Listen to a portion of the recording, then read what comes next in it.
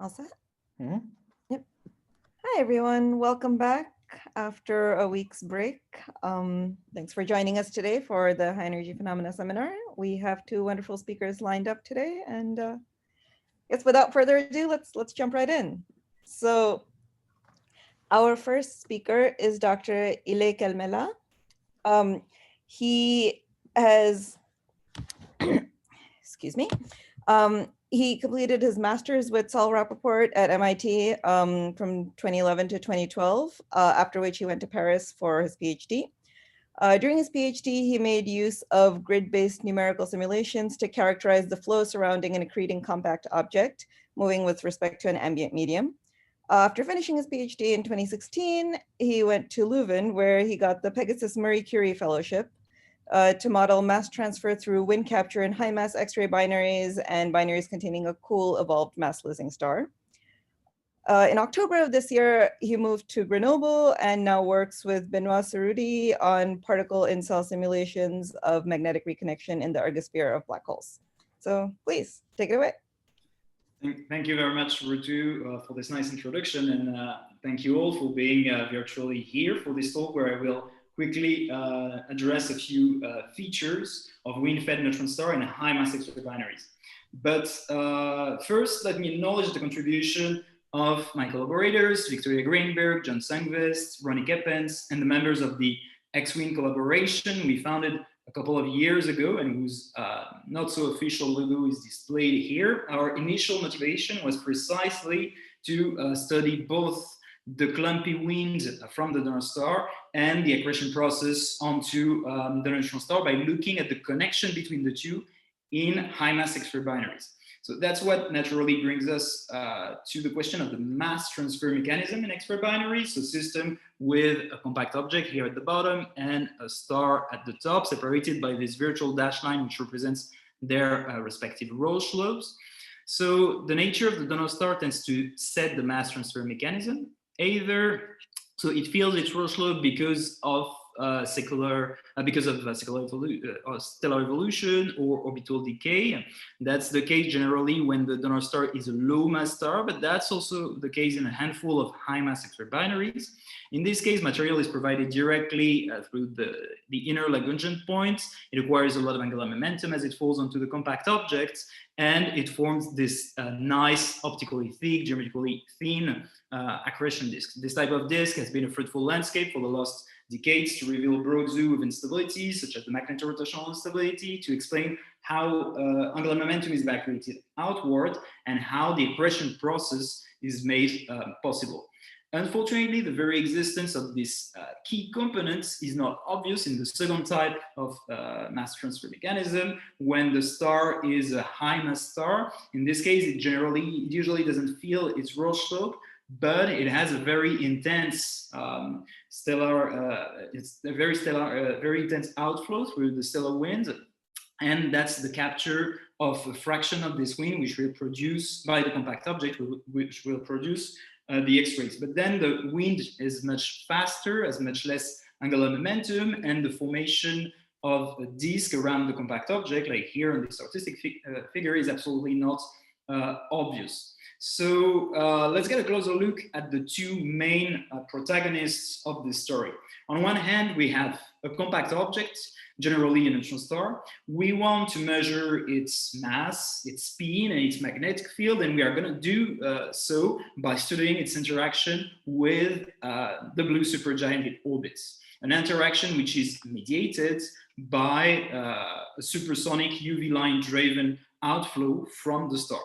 The wind forms within the Roche lobe of the compact object a bow shock around the equator before reaching the magnetosphere when it's a neutron star accreting, where the plasma is funneled along the magnetic field lines all the way down the magnetic poles of the neutron star, which is typically 6 orders of magnitude smaller than the orbital separation between the two objects.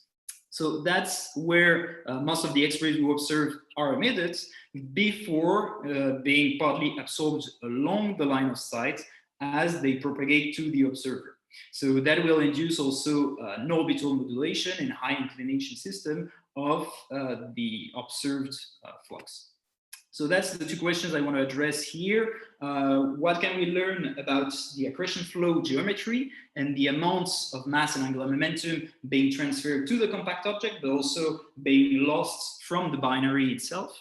And on the other hand, can we use the compact objects as an orbiting probe in the wind to sample the wind and constrain its microstructure by looking first at the variability of the mass accretion rates, so the intrinsic emission, but also the variability of the absorption along the line of sight. So first, a few words on the flow geometry. So the models we developed is a hydrodynamic model at the orbital scale, where we consider, we work in the co-rotating frame. So each fluid element feels the gravitational force from the two objects plus the two non-inertial forces. And on top of this, it's lifted by the UV line acceleration, which is enabled and which explains this outflow. So for the line acceleration profile, we use like a 1D profile, which depends only on the distance to the star and which has been computed by Andreas Sander. It's a non-local thermodynamical equilibrium computation. So you rarely have like the full radiative transfer and the statistical equilibrium of each energy level of each species. And you pipe this type of 1D profile in 3D hydrodynamics model. So at this stage, I'm assuming a smooth wind, and I don't account for any clumpiness of the wind, but I already account for the X-ray ionizing feedback, because the wind being partly X-ray ionized by the X-rays emitted in the vicinity of the compact object, you get a different wind ionization structure than if you had like an isolated massive star. So that's something to account for in the line acceleration profile. And finally, the last ingredient is going to be thermodynamics. You need to allow the flow to cool down to be able to form a disk. So at a constant angular momentum, you need your fluid to radiate energy. And we assume that it does so in an optically thin manner. So either by using a polytropic prescription, where we have a polytropic index, which is going to be either such that we have an isothermal evolution above a certain temperature, or that we have an isentropic, so an adiabatic evolution below a certain temperature.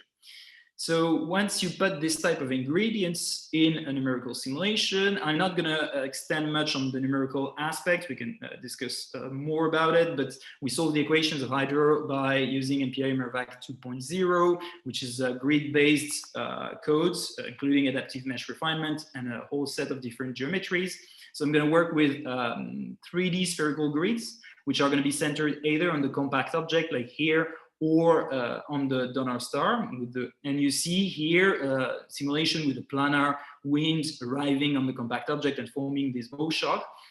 And these grids are typically radially stretched to make sure that we can actually follow the flow on several orders of magnitude. Here you see in white the Mach 1 surface, so the supersonic UV line driven wind being shocked and reaccelerated with a sonic surface anchored into the inner edge of the simulation space.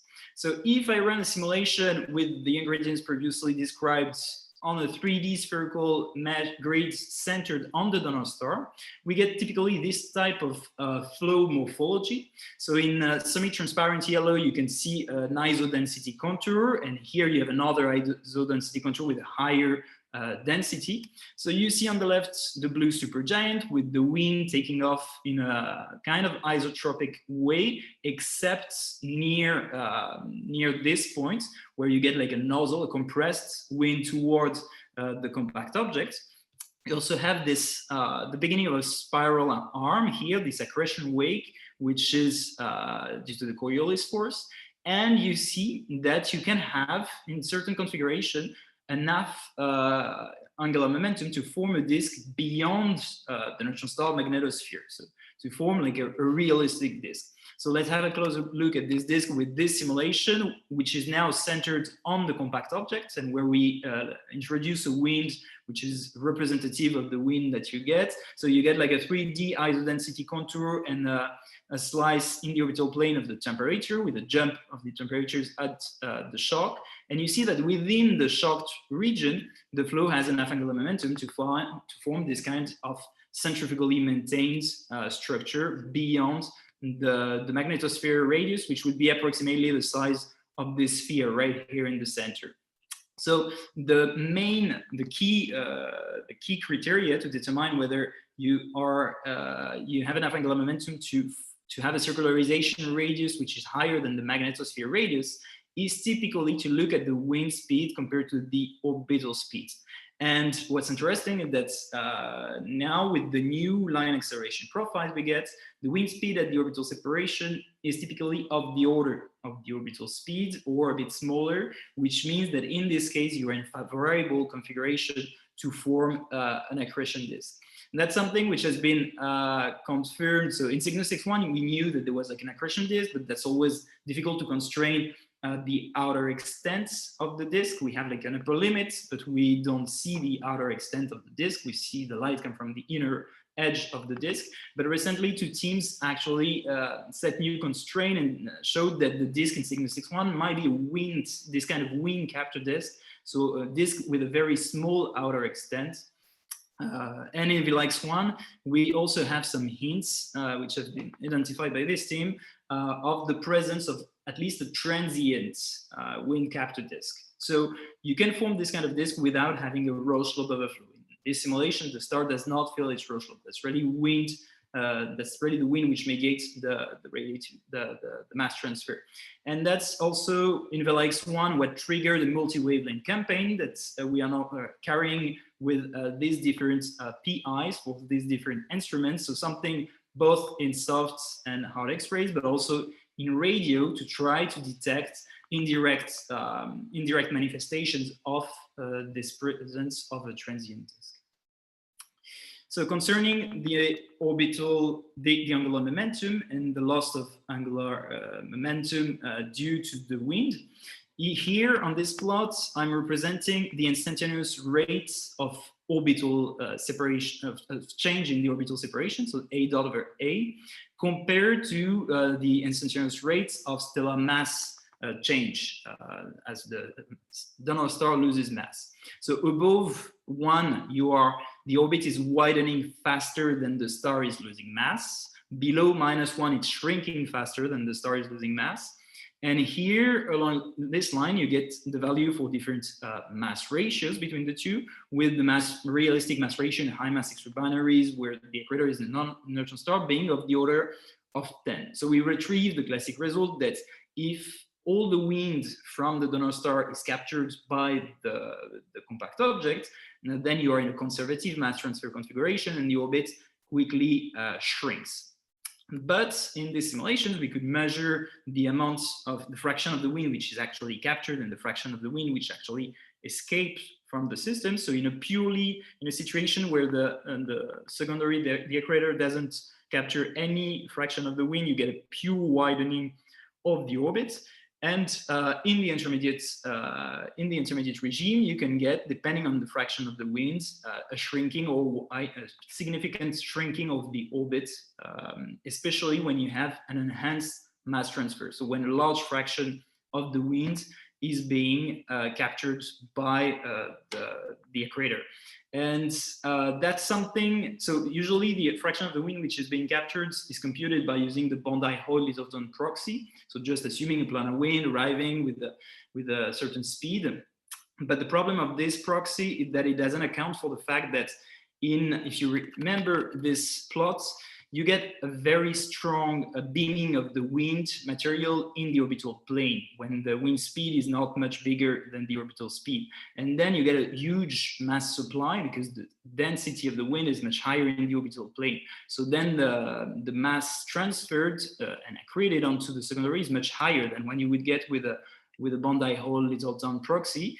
And that's actually what motivated in 2019 a paper we published where we showed that you can even reach actually the level of a ULX, because the big advantage of these kinds of mass transfer is that, contrary to Roche overflow, you are not as efficient, you don't capture all the flow from the star, but you get a much higher reservoir because the outflow from the star is very significant. So even if you capture only a fraction of this reservoir, you can easily reach super Eddington level. And that's what might explain the mass transfer mechanism in this ULX, where this team showed that the donor star is much smaller than its Roche-Lobe. So it's not a Roche-Lobe overflow transfer system.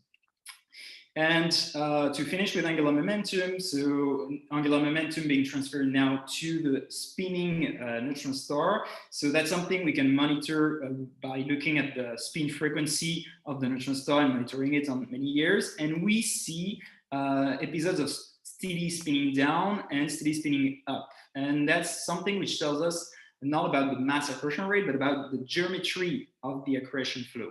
So depending on whether the flow has time to circularize before it reaches the magnetosphere, or whether it's essentially spherical when it reaches the magnetosphere, you get different accretion-induced torques.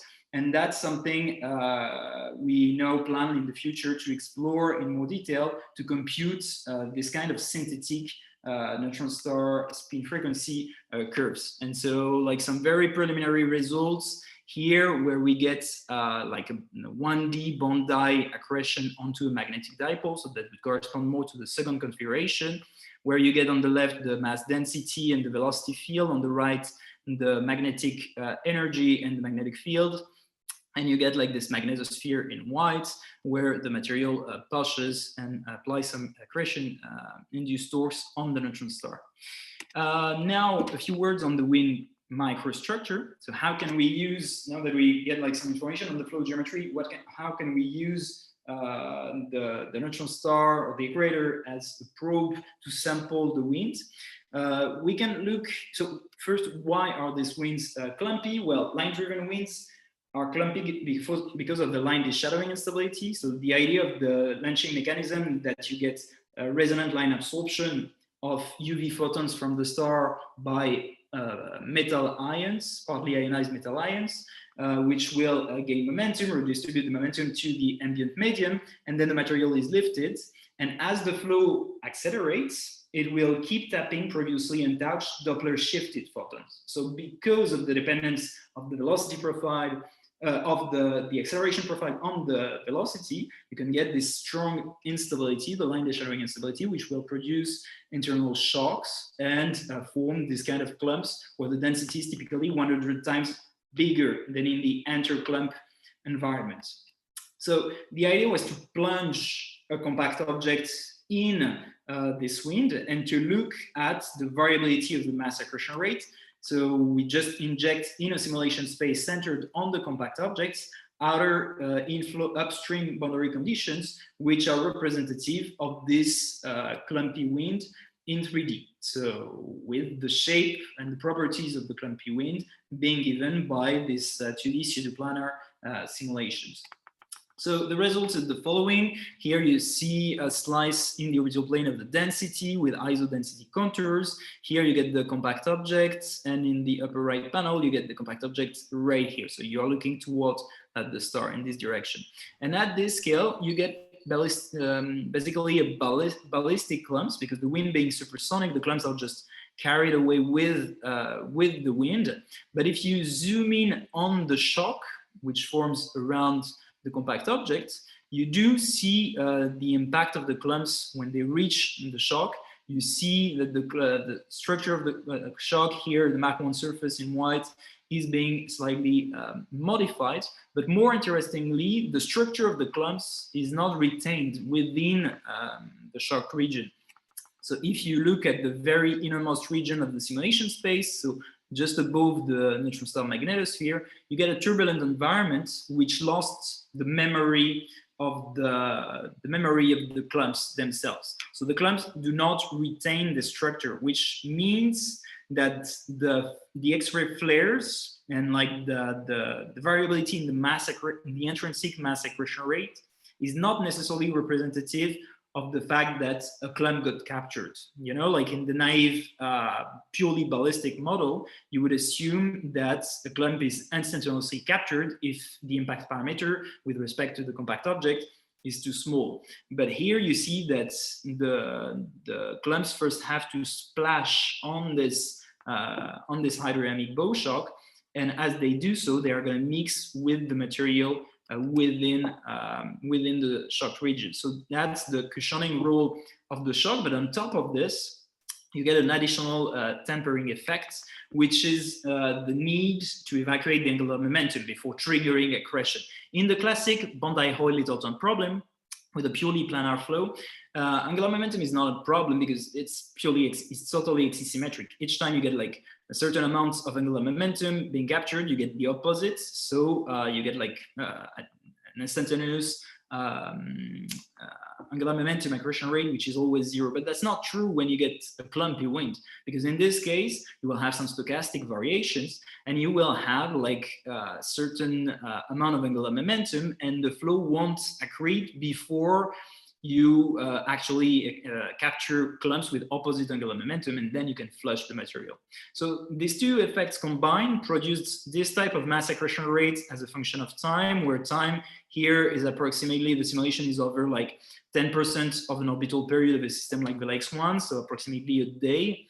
And you get here at the outer boundary a very limited variation of the mass accretion rate of the order of a factor of 2, but it translates into an enhanced variability at the outer rim of the neutron star magnetosphere, with flares of the order of peak-to-peak flares of the order of a factor of 10, but it remains much smaller than what we observe in the LX1, where it's more of the order of 100. So in high mass X-ray binaries in general, the X-ray flares cannot fully be explained by the capture of a clump, because the clumps might trigger a cascade at the outer rim of the outer edge of the neutron star magnetosphere. They might trigger some instability, but the amount of material which is going to be involved in the X-ray flare is an upper limit on the amount of material contained in a clump. You know, the clump is just triggering the cascade, the avalanche, but the amount involved in the avalanche is higher than the amount of mass in a clump. So another more promising way to constrain the wind clumpiness is to look at the clumps, not the ones involved in the accretion process, but the ones which are simply passing by the line of sight. So the ones which are going to modify the absorbing column density, but which are not going to play a role in the accretion process itself. And so if we do so, we have to account for two types of variability in the column density. First, one which is regular, periodic, which is just produced by the orbital motion of the compact object around the donor star in the wind, and then you get a different column density as a function of the orbital phase, depending on the inclination of the orbit, and with, for instance, an edge-on orbit, which gives like an eclipse in this region. So that's something that we can feed, that's something that we can constrain, and which is periodic and orbital phase dependent. But on top of this, you have a much shorter term variability, which is induced by the unaccreted clumps passing by the line of sight. So here I represented the orbits in the LX1 as seen. So that's the LX1 as seen from Earth with the blue supergiant and the compact and the neutron star going around. So what we tried to do was to evaluate the stochastic variability induced for different clump properties. So that's what I represent here, the column density in code units as a function of time for different parameters. So the parameters of this model, we showed that the only relevant parameters were the orbital parameters, so the orbital inclination, the orbital separation in stellar radii, the orbital periods in code units, and another very important was the wind acceleration, how quickly the wind reaches the terminal wind speed. And then we could explore for different parameters like this, but also for different clump parameters. So how big were the clumps in stellar radii, and how massive were the clumps?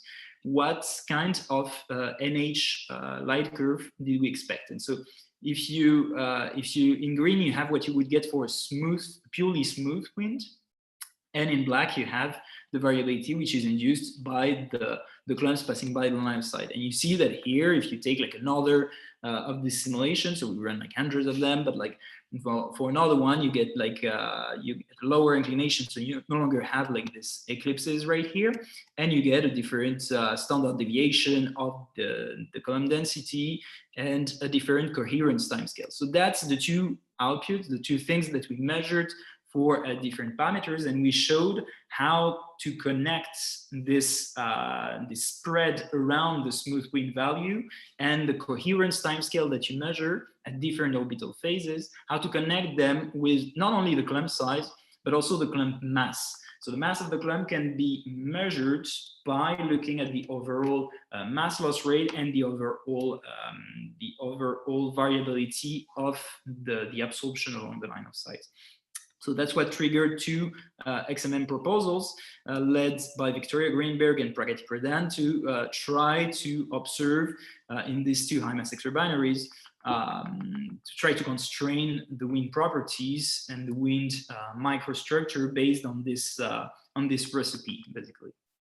So the two takeaway message for this lunch presentation is that the flow geometry can be disk-like, even when you get a highly magnetized neutron star in a high mass X-ray binary, and when the donor star does not fill its roll slope, just because the wind's launching might not be that efficient, and then the wind is not that fast, and then it can be shaped by the orbital motion, by the orbital effect, and then you get a transient wind capture disk. That is definitely the case in Cygnus X1, and that might be the case also in systems like the X1.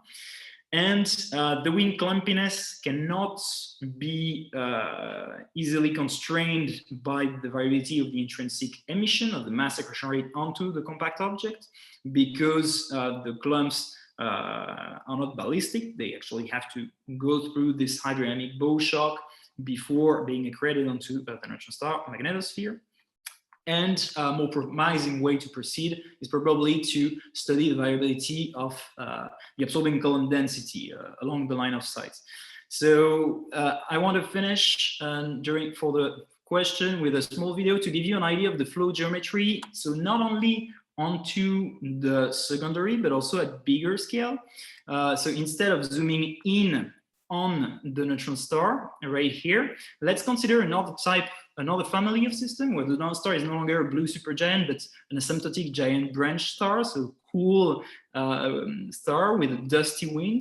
It's a much slower wind by a factor of 100, but it's also systems where the secondary, which is not a compact object, but more like a stellar or substellar companion, the secondary is going to be on a much wider orbit. So the ratio of the orbital speed to the wind speed is approximately the same, such as the shape of the wind is going to be very similar, and high mass X-ray binary are very small. That's impossible to resolve, but these systems are like on very wide orbits, so you can actually have a look at what's going on, not only like in the small pixel, but at the big scale. And that's what we did in these simulations, where we tried to reproduce the large scale structure of the wind induced by the orbital motion. So the presence, you don't see directly the secondary, but you see the imprints of the presence of the secondary in the wind at big scale.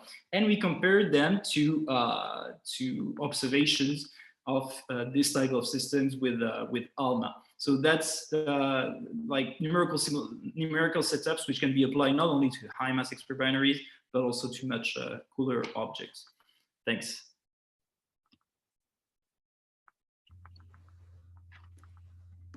All right, thank you very much for a wonderful talk, beautiful visuals. I'm still staring at this. So do we have any questions? I think we have time for maybe one question. You can raise your hand or you can put your question in the chat.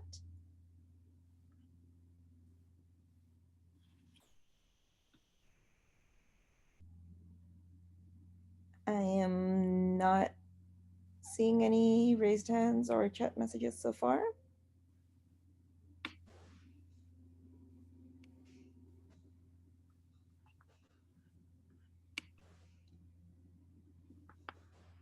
Okay, well, if you do end up having questions later, I believe Ileyk's schedule has several openings, so you can sign up on that. And thank you again, and I'll pass it over to Peter. All right. Our next speaker is Ang Liu, who will be speaking about the chemical evolution of galaxy clusters. And he got his PhD in 2019 from Sapienza University of Rome and INAF. After that, he worked as a postdoc at INAF Arcetri Astrophysical Observatory. He joined the Max Planck Institute for Extraterrestrial Physics in August of 2020 and has been working on the data of the eRosita X-ray telescope. His research is mainly about the properties of the X-ray emitting gas in galaxy clusters. Ang, if you're ready. Yes, okay. Thank you. I will talk about the chemical evolution of galaxy clusters. I think we can start with this general picture of galaxy clusters and the intracluster medium. We know that the galaxy clusters has the majority of their baryonic mass in the intracluster medium, which is a hot and diffuse gas, and emits a lot of X-rays. And the intracluster medium also contains a lot of metals with the typical metallicity comparable to the solar abundance, and this is the topic of the talk today. We can ask a lot of interesting questions about the metals, like when and where are these metals produced, and how are they ejected into the intracluster medium.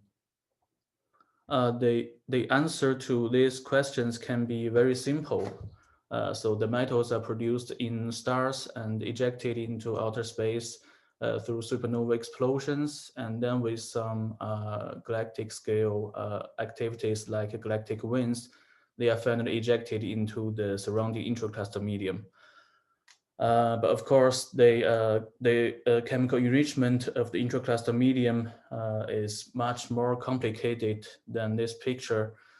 So exploring the chemical evolution of galaxy clusters can provide very important information to constrain these activities in different scales, like from cosmic star formation history to supernova physics, and also galactic dynamics, and also the interaction between the galaxies and their environment. So this is why we study the chemical evolution of the intracluster medium. And there have been a lot of studies about the evolution of iron in the no way. So why we focus on iron in this study? Because iron is the only metal that is detectable up to high redshift and high temperature. So here I show an example of the cluster with a temperature of 6 keV, and we can see that the only emission line here is the iron K alpha line. So this is why we usually use iron to measure the metallicity of the intracluster medium. There's a lot of studies about the evolution of iron in the SEM, but the situation now is very confusing, and this is because the early studies about 10 years ago found a significant increase of the cluster metallicity from redshift 1 to 0, but more recent studies suggest no evolution at all. So people have tried to solve this problem from many aspects, like using spatially resolved analysis and dividing the clusters into Krukar and non-Krukar clusters and check the difference, and also using different cluster samples. But these are not able to provide a clear answer so far. However, a useful message we can get from all these clues is that the result is strongly dependent on sample selection and the extraction radius, which means that a key point to solve this problem is to understand the spatial distribution of iron in the intracluster medium, and to resolve the different physical components in the iron distribution. What do we know about the distribution of iron in DSM?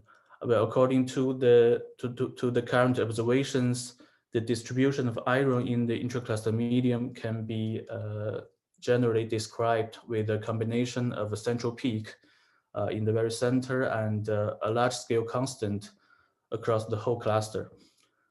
So based on all this knowledge, we build a sketchy model to describe the distribution of iron in the SAM. And this model consists of several components. One component is the iron plateau, which is a large scale constant across the cluster. And this iron plateau is associated with early cosmic star formation, and it has a level of 1/3 solar abundance. And above this iron plateau is the iron peak, which is probably produced by the recent star formation in the BCG. And several processes like gas turbulence and AGN feedback activities are working to transport the iron produced in the center to outer radii. But usually the extent of this iron peak does not go beyond R500, 0.4 R500.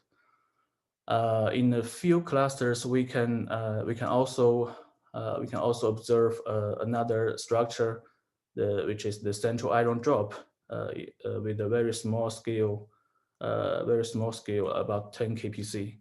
But the origin of this structure is still unclear, and we will discuss this later in this talk.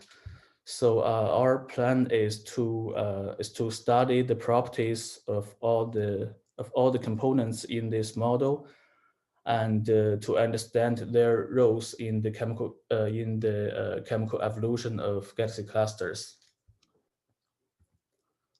So in the first work, we focus on the evolution of the iron peak. So to study the iron peak, we compile a sample of 41 relaxed clusters up to redshift 1, and we measure the size of the iron peak in these clusters, and we try to find any correlation between the size of the iron peak and the redshift. So the result is shown here.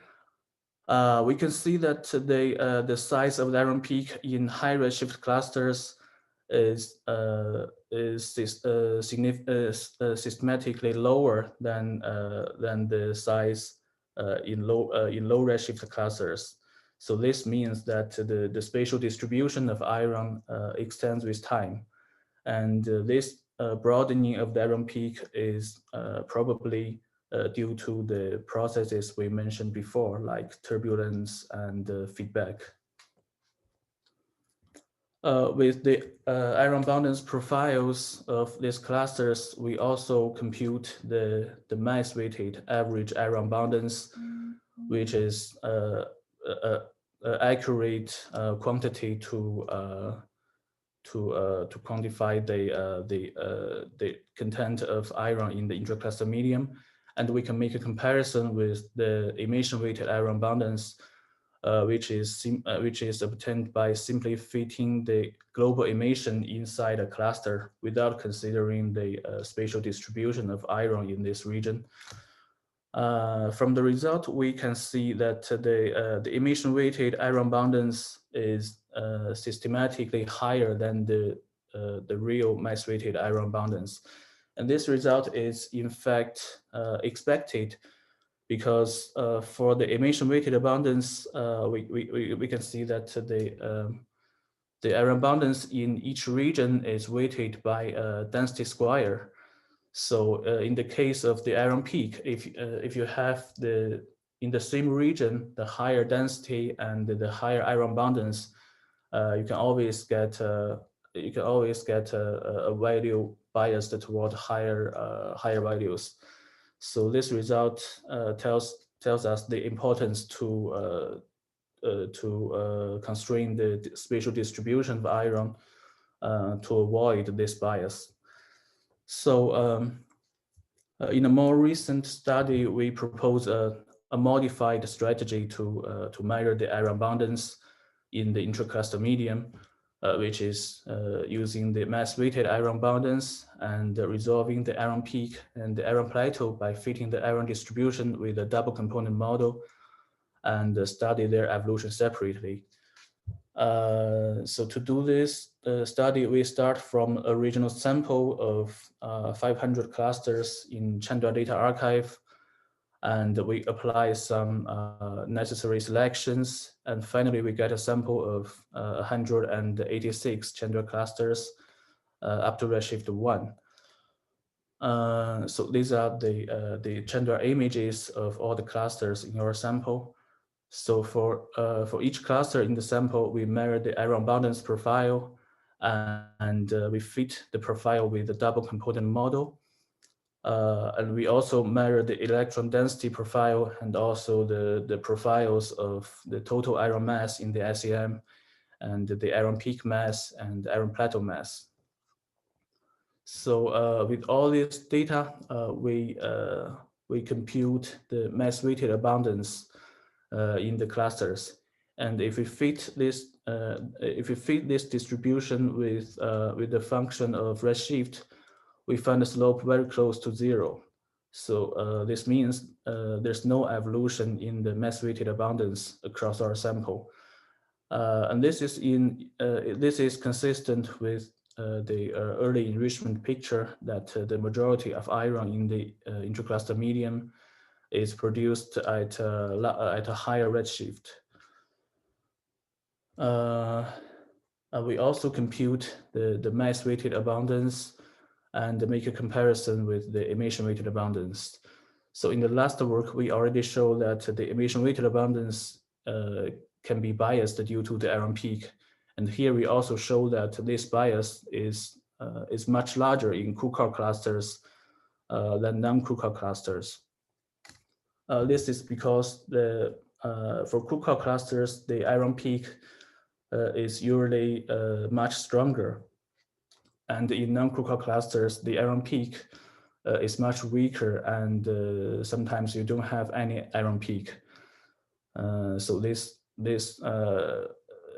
caused the bias to be higher in Kuka clusters where you have a strong iron peak.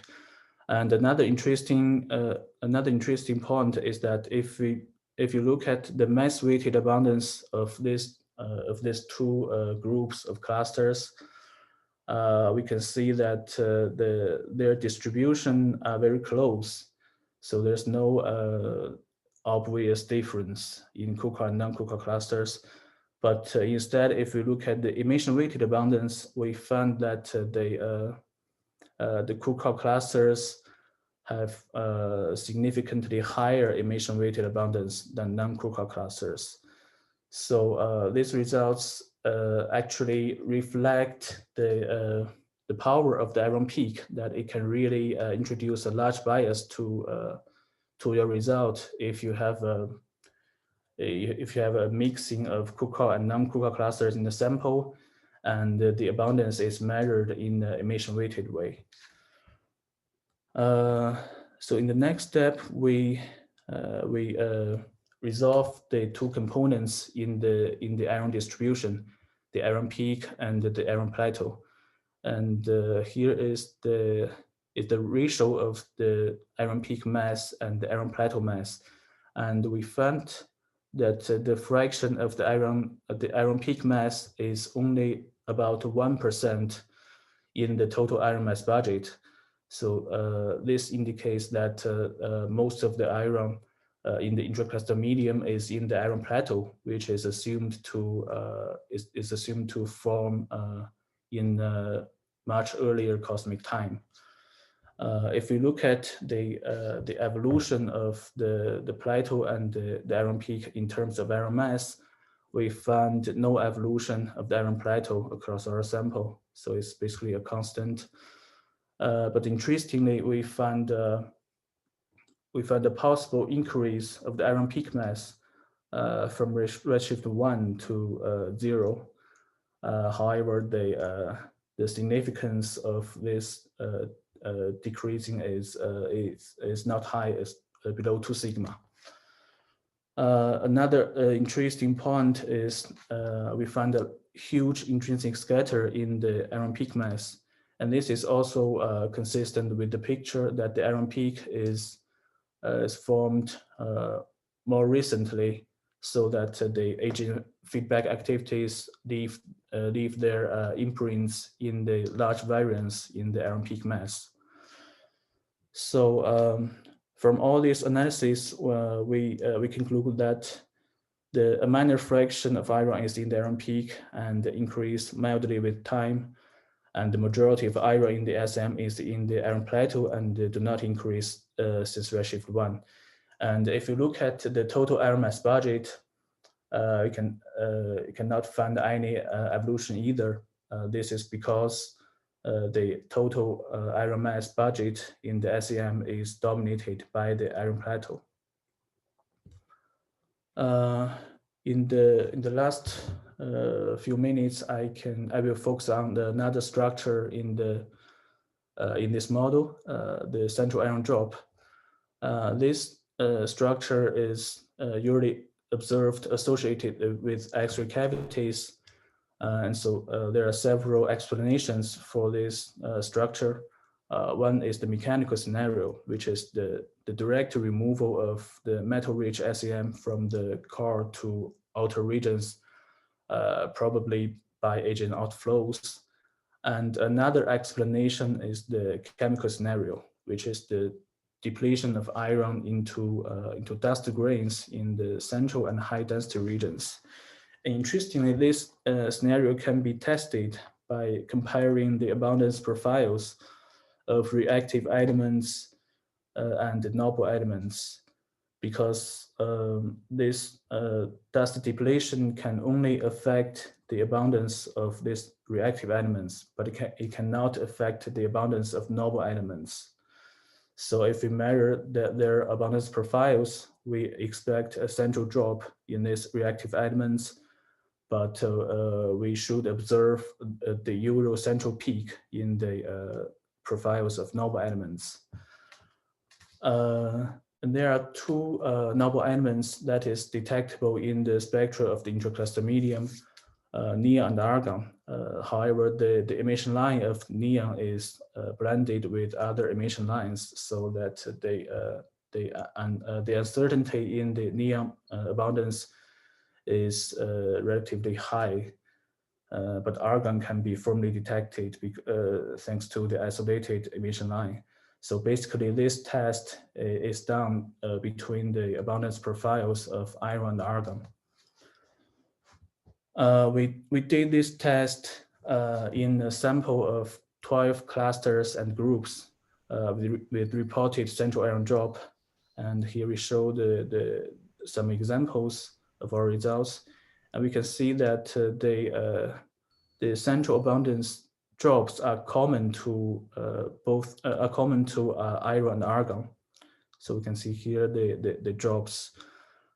So this means that this structure should be mostly due to mechanical processes instead of the depletion of iron into dust grains.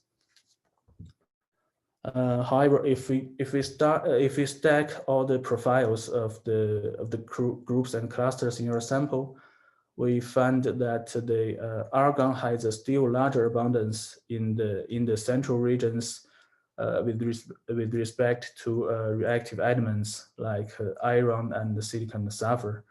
Well, they tend to be consistent in outer regions. So this implies that a differential removal mechanism is at play in these central regions, that it removes a larger fraction of the reactive elements like iron, but it removes much less of argon. So this is probably the, as we mentioned, the depletion of the reactive elements into dust grains in the central regions. Of course, this needs to be confirmed by further observations.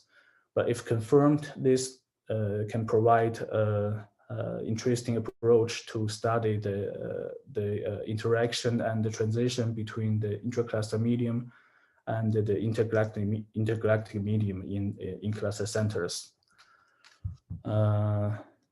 So here I summarize the conclusions and I take questions.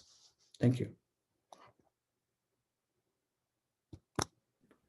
All right, thank you, Ang, for a great talk. If there are any questions, please raise your hand in the participant section, or you can put something in chat and we will read it off. Bill. I have to remember to unmute myself, otherwise I could just talk to myself and to Christine, who's sitting with me. So I actually had two questions. The first question related to the large scatter that you get for the iron when you go to higher, well, for all redshifts, and especially for high redshift.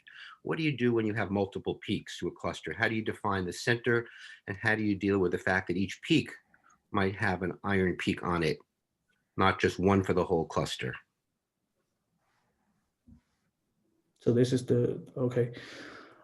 In fact, we don't find, we don't have this problem in our clusters. Basically, all of them only have one peak because we did a selection on the morphology of all the clusters, and we selected the most regular clusters. But so even for the non-cool core, you only have you don't find multiple merging peaks or anything like that?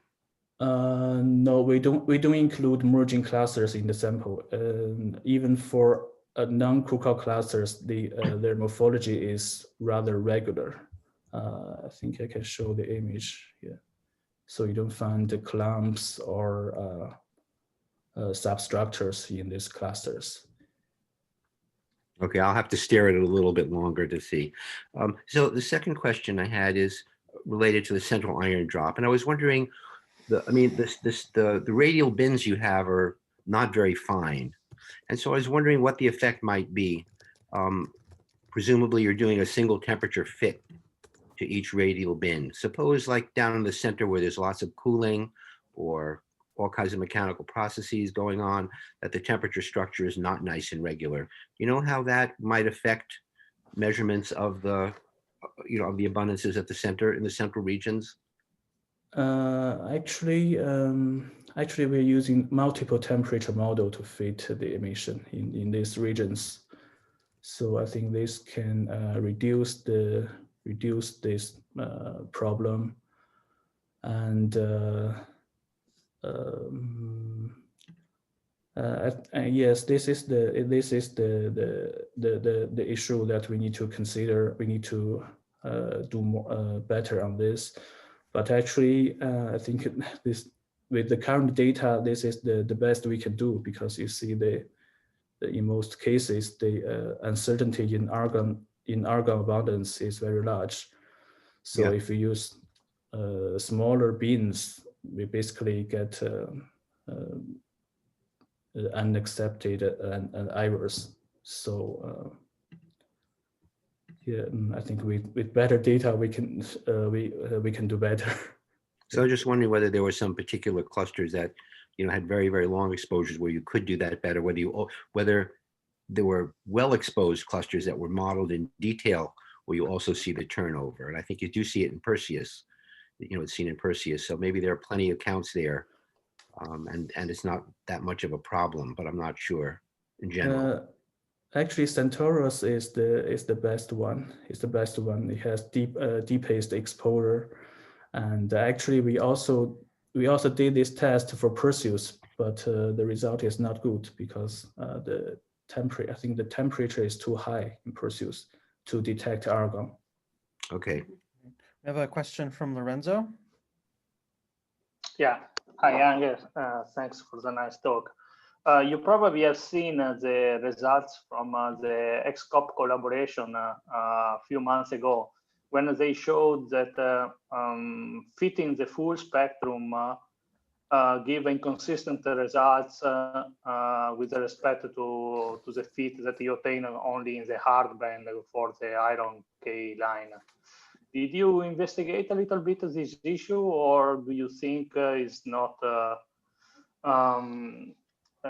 providing bad results to your analysis? Actually, we did this comparison in the paper. Yeah, we also tried to fit in only adopting the hard band. And your results doesn't change? Doesn't change qualitatively. Okay, cool. But it decreased. I mean the uncertainty increased a lot if you only consider the hard band. Yeah, obviously. Yeah. Yeah. So I can only say that we don't see any significant difference than our result. Yeah. Because I was seeing in one of your first plots that there are some clusters with or groups with a very low abundance, so around 0.1 or something like that. Maybe they have something. I think that plot, or yeah, you have these 5-6 clusters that have an abundance of 0.005 or something like that, right? I was wondering if that is related to the problem that the XCOP collaboration raised, or if it's just a statistical scatter there, poor data or whatever. I would say it's just I think it's just the quality of the data that we don't have much counts in for these peculiar clusters. You can also see the uncertainty of these points are very large. So I do not have any constraints on this. Yeah. Okay. Okay. So we're past 1:30. So Paul, you can ask your question after I thank the speakers. Thank you for some great talks, and thank you all the rest of you for coming. Paul, you have a question for Ang? Sorry, I was just trying to envisage how you imagine a mechanical outflow raising or lowering the abundance at the center. I mean, I guess sort of in my mind, the highest abundance gas comes from the center because of the stellar enrichment there due to supernovae or mass loss from stars or whatever. So how do you imagine that the outflow is actually going to reduce the abundance there? So the outflows blow out this metal-rich gas from the center to the outer regions, because there are studies showing that the position of high metallicity gas is associated with the position of X-ray cavities, right? So it means that it can push out this gas from the very center to the outer vicinities, right? Okay, thanks. All right. And if anyone else would like to meet with Ang, we don't have a visitor schedule, but please email him and he'll be in touch with you.